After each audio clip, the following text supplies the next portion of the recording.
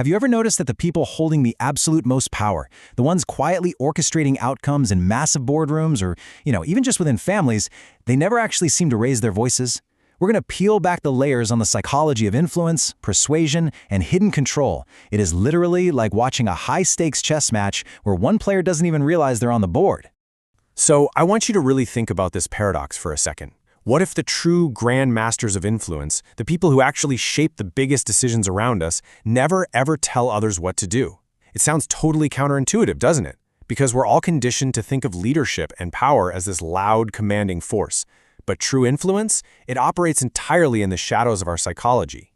The absolute masters of this game have eliminated certain behaviors from their playbook entirely. First off, they don't demand. Demanding requires a hierarchy that instantly puts the other person on the defensive. It just draws a harsh line in the sand. They also don't threaten.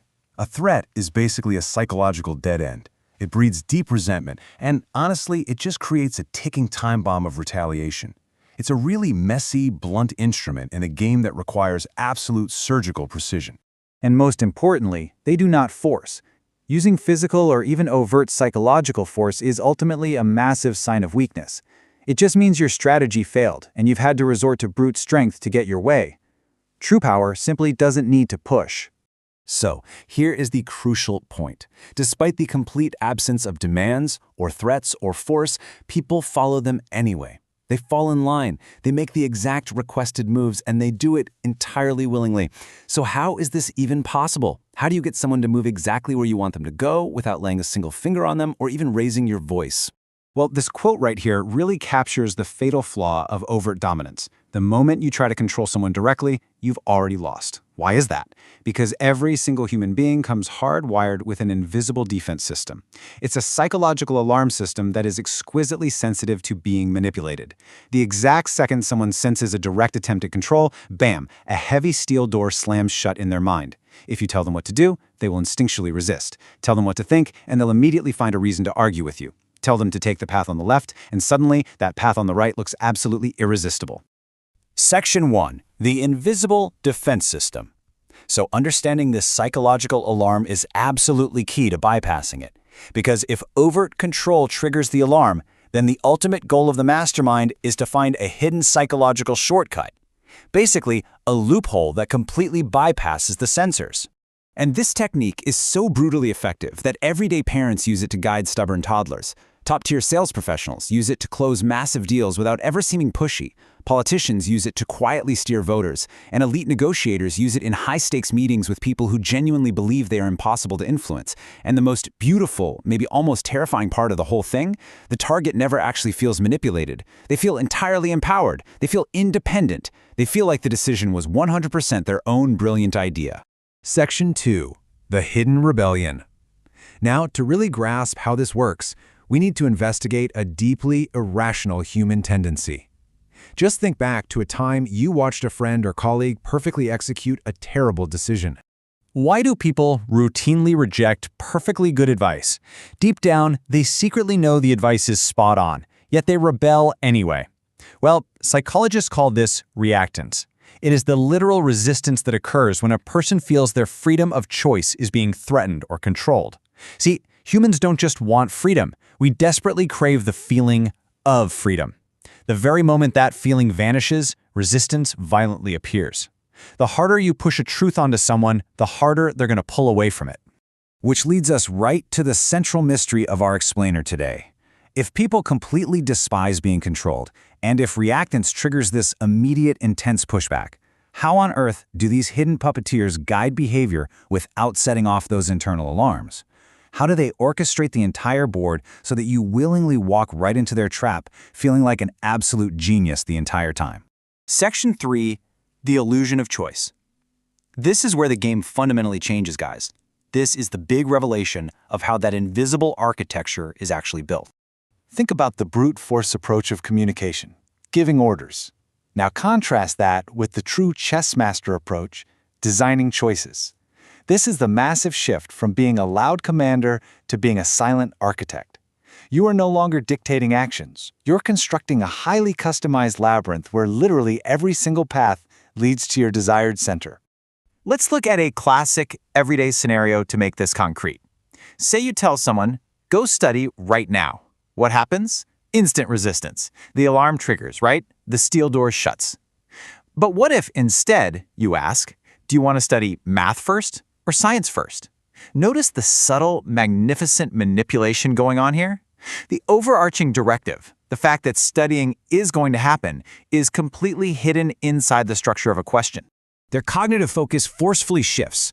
The brain is no longer asking that defensive, reactive question, wait, do I even want to study? Am I being forced? Instead, it immediately gets to work on the little puzzle you just handed it.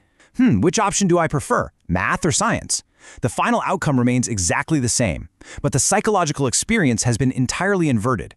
The person feels totally autonomous, yet their final destination was completely predetermined by the architect who asked the question. So, you are not controlling behavior through force. You are controlling direction through design. You basically become the designer of the crossroads. They absolutely get to choose which way to walk, but the catch is, you own both roads. And most people navigating these invisible conversational pathways, they never even realize the architecture was built specifically for them. Section 4. The binary frame. This right here is the ultimate weapon of the elite negotiator. If designing choices is the broad strategy, the binary frame is the exact surgical tactic used to bypass the brain's defenses with extreme prejudice. To really understand why the binary frame is so insanely powerful, you first have to understand the hidden danger of unlimited options. The human brain actually hates total freedom.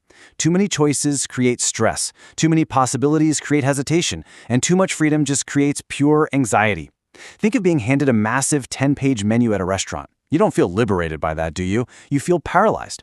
Powerful communicators know for a fact that giving someone a blank check of choices leads directly to decision fatigue and eventually total inaction. So instead, they give you exactly two options, a binary frame, two distinct, clear pathways that elegantly merge into one single pre-planned destination. By keeping the choices incredibly limited, the brain doesn't get overwhelmed. It simply evaluates A versus B, completely ignoring the invisible options C, D, and E that were deliberately kept off the table from the very beginning. Let's look at how this plays out in a high-stakes corporate setting. Someone might make a standard request, like, when can we meet? Now, this is an open-ended question. It invites hesitation, it makes people want to check their schedules, maybe procrastinate, and ultimately, it usually leads to a non-committal answer. But a binary frame changes the game. It asks, would Tuesday or Wednesday work better? The brain naturally tries to solve the Tuesday versus Wednesday puzzle, completely, subconsciously accepting the underlying premise that a meeting is absolutely happening. Here's another masterclass in framing. If you ask, would you like to join us, you are leaving a massive silent option sitting right there on the table, the word no. The alarm system triggers and says, nah, I'm too busy. But if you ask, would you rather join in person or online, the option to completely decline has been surgically removed from the menu. You aren't asking if they will comply, you are simply having them choose their specific method of compliance. And this brings us to the absolute golden rule of this hidden architecture. Because a choice exists, resistance completely disappears. The brain registers the mere presence of a choice as indisputable proof of freedom. So, that internal alarm system, it fully deactivates. The feeling of being controlled vanishes, replaced entirely by the sensation of agency and power. Which leads us to the ultimate realization of the true mastermind. The more someone feels ownership over a decision, the more committed they become to following through. By giving your target the illusion of choice, you don't just eliminate their resistance, you are literally weaponizing their own ego against them. They chose the path, therefore they feel they must defend it, they must walk it, and they must see it through to the very end. They are doing all the hard work for you. So as we wrap up this explainer, I want to leave you with a thought to really dwell on. The next time you feel completely, 100% confident in a decision you've just made, ask yourself, did you truly choose the destination, or were you simply choosing between two doors that someone else built for you?